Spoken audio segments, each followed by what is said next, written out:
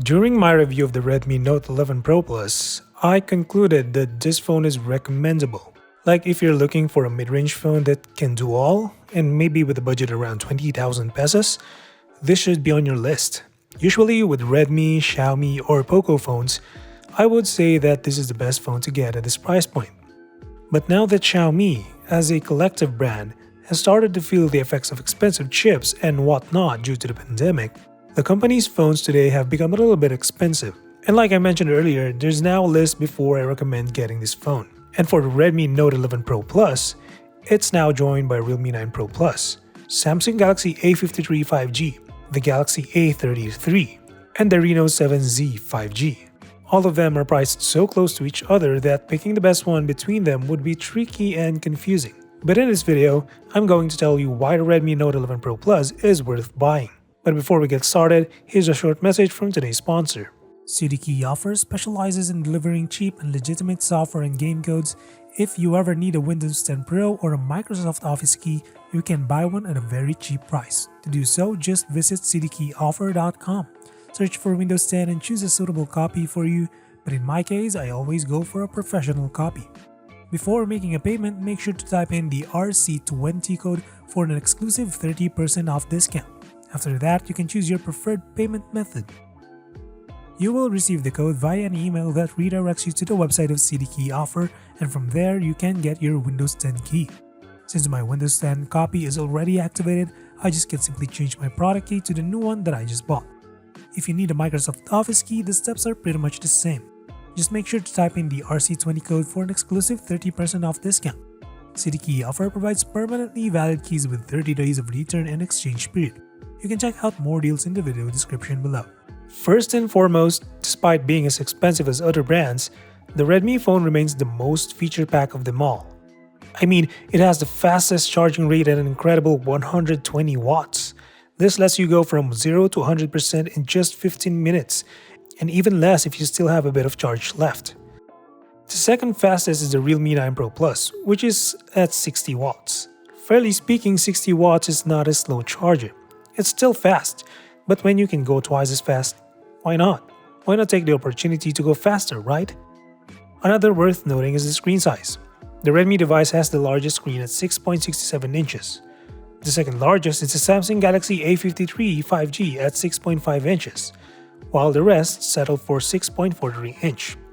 In my experience, 6.67 is really the best in media consumption and gaming. Meanwhile, 6.43 is fun to use if you prefer compact phones that slide easily into a pocket or purse, or if you simply want to comfortably use a phone one-handed. However, the screen might be small for hardcore gamers out there since on-screen controls may look cramped. 6.5 inches though strikes the balance between the two, offering enough screen real estate while keeping the build ergonomic. The screen size is basically up to you, but if you're scaling down, it'll involve some getting used to. Camera-wise, I wouldn't say that the Redmi phone has the best camera out of the list. It has the specs on paper to be competitive, but I doubt it would be the likes of Realme 9 Pro Plus and Samsung Galaxy A53 given they have optical image stabilization for sharper photos and more stable videos.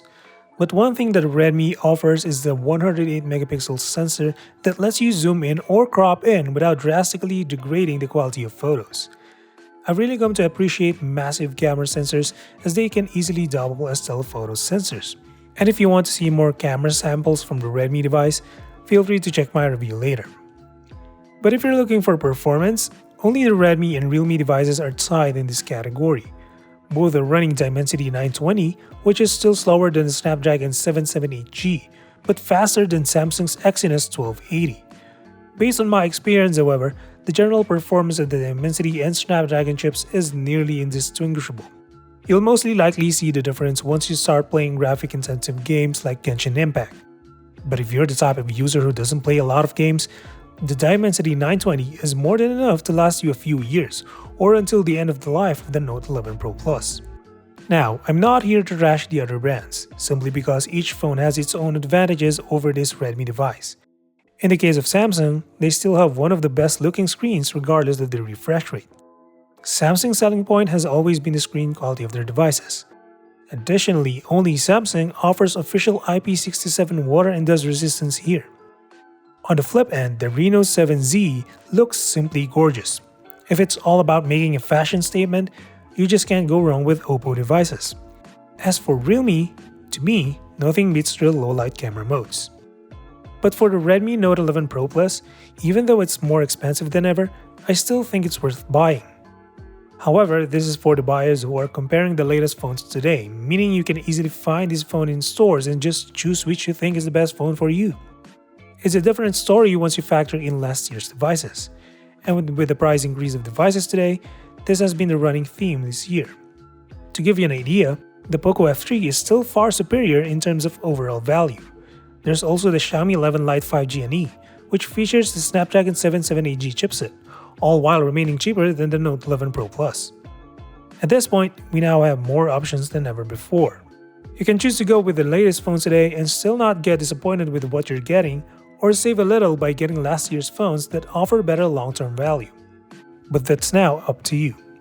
That's it. Drop a sub or like if you feel like supporting the channel, and until the next one, stay safe.